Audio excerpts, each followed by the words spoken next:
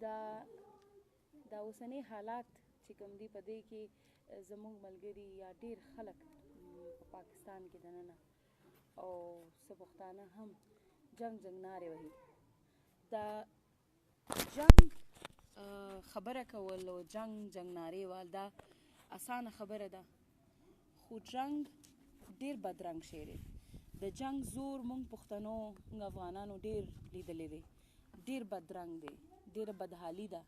زه وایم چې زه ملګرو سره د زموږ په سوات چې کوم کتاب دی د پښتون ژغورنې غورځنګ په دې کې د ضیاءالدین یوسفزۍ صاحب یو نظم دی او زه غواړم چې دا نظم زه خپل ملګرو سره شریک کړم. هغه دی چې امن ټینګ ساتل جهاد دی، امن ټینګ ساتل جهاد دی. امن سیل دی د کونترو، امن غرونه د نخترو، امن خوند دی د ګرګرو، امن رنگ دی د ګودرو، امن لوبې د اخترو، امن شرنګ دی د پازیبو،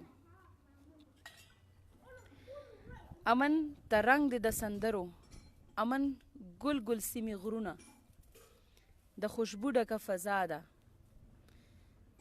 جنگ فتنه د وسوسه ده، جنگ د کرکه نتیجه ده. د خپل سوري نه به تښتي، جنگ د ویرې اندېښنه ده. په رڼا پسې به ړوند شي، جنگ یو تکه توره شپه ده. جنگ هیڅ حل د شخړو نه دی، جنگ په خپله مسله ده. د انسان په وینو پای، جنگ هغه توره بلا ده. امن ژوند دی، امن ساز دی، امن مینه د ښکلا ده. امن زیړ او سره ګلونه، امن ښکلي شنه فصلونه.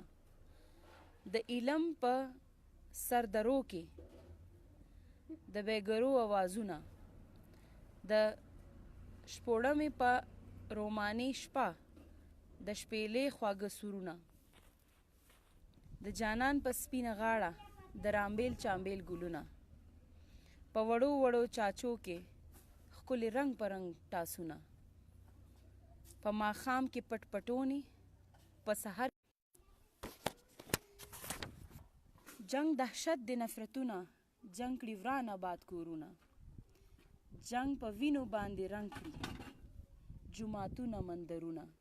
دا به زه بیا ویم.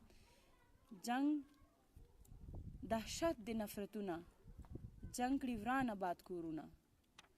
جنگ په وینو باندې رنګ کړي جوماتونه مندرونه.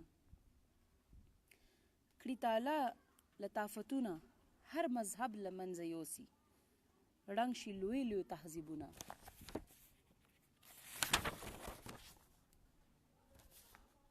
جنگ په مځکه نور انبار کړي د بارودو انبارونه.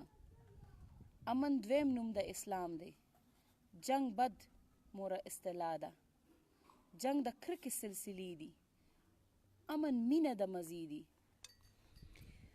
جنگ جنون دی او سپیتوب دی، امن روغه سړیتوب دی. جنگ غربت دی بدحالي ده، جنگ غربت دی بدحالي ده. امن شته دی سوکالي ده. جنگ بغداد افغانستان دی، امن خاد آباد جاپان دی. څه لوبې چې جنگ زمونږ په افغانستان وکړه. جنگ کینه ده، جنگ فساد دی، امن ټینګ ساتل جهاد دی. دا شعر بیا ویم چې امن جنگ کینه ده، جنگ فساد دی، امن ټینګ ساتل جهاد دی. جنگ قبرونه جنازې دي، امن ژوند دی ترانې دي.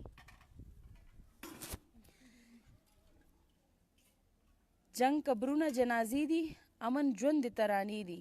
جنگ درانه پړونې سپک کړي، جنگ درانه پړونې سپک کړي.